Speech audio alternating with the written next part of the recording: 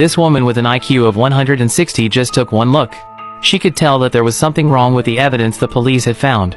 She helplessly said that the date of the evidence video was wrong. Detective Kara Dyke was unhappy that Morgan spoke casually, and Morgan didn't plan to tell them too much.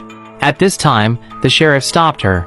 He asked Morgan where she could tell that the date was wrong. Morgan started her analysis.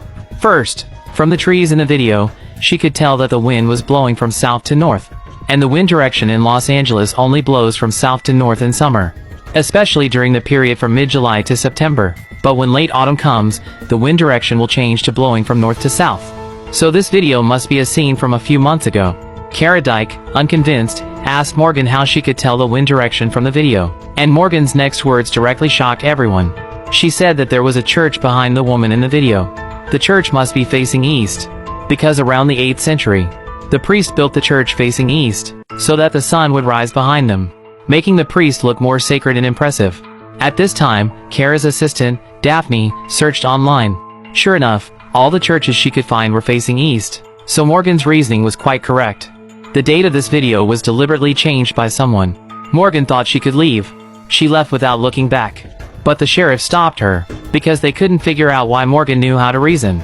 More importantly, with her talent, why was she only working as a cleaner? Morgan didn't hide anything.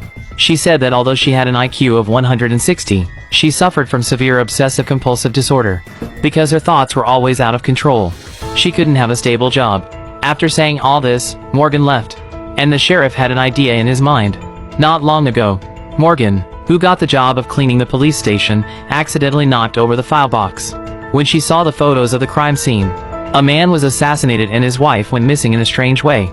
The police identified the man's wife, Lynette, as a suspect who fled after committing the crime. But after Morgan analyzed it, she thought that the man's wife was not a suspect but a victim. Later, she also helped the police analyze that there must be a third person at the crime scene. The sheriff saw Morgan's potential. She wanted Morgan to assist the police in investigating this case. But the woman refused. After Morgan just came out of the police station, she saw a beautiful girl crying at the door. After communicating with her, she knew that this girl was Lynette's daughter, Letty. Looking at the girl's sad appearance, after all, she had just lost her father and her mother was still missing. Morgan felt sorry for her and sat down to comfort Letty. During the communication, she also saw the photos Lynette sent to her daughter.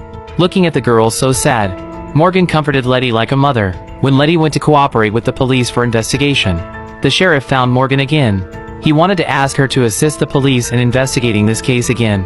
And this time, when Morgan saw Letty not far away, she chose to agree. You got it. In this way, Morgan joined Kara Dyke's team.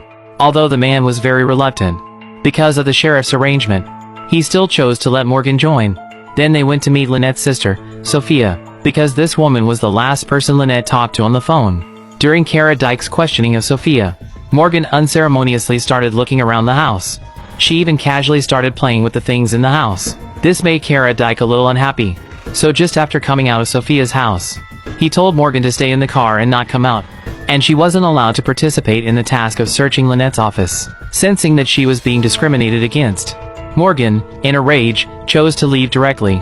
Next, Kara Dyke went to the law firm where Lynette worked, because not long ago, he learned a piece of news from Letty, that a woman named Sarah had written a letter to Lynette. After seeing this letter, Letty's parents started having relationship problems. So Kara Dyke came to the law firm and wanted to find that letter in Lynette's office. But the person in charge of the firm refused his request on the grounds that it was against the rules, unless Kara Dyke could produce a search warrant. Not being able to enter Lynette's office smoothly, this made Kara Dyke a little frustrated. However, at this time, Morgan suddenly appeared in front of him, and she took out the letter written by Sarah. It turned out that after she left earlier, she didn't just idle around. Using her identity as a cleaner, she successfully entered Lynette's office. And according to the calendar records left by Lynette, she correctly analyzed the password of the safe. Then she successfully got that letter. And from the content of the letter, it turned out that this woman named Sarah was a legal assistant, and Lynette's boss, Brian Damon, had sexually harassed Sarah. For this, Sarah found Lynette and wanted her to help herself. And after Damon knew about it, he took a series of actions. This wasn't the first time Damon had done such a thing. The girl who appeared in the previous video had also been harassed. So Morgan suggested that Kara arrest Damon immediately.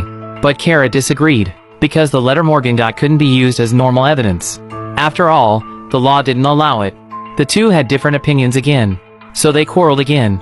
As a result, Morgan was defeated. She could only follow Kara's opinion and return the letter. And then what? And then we're gonna go talk to Brian Diamond.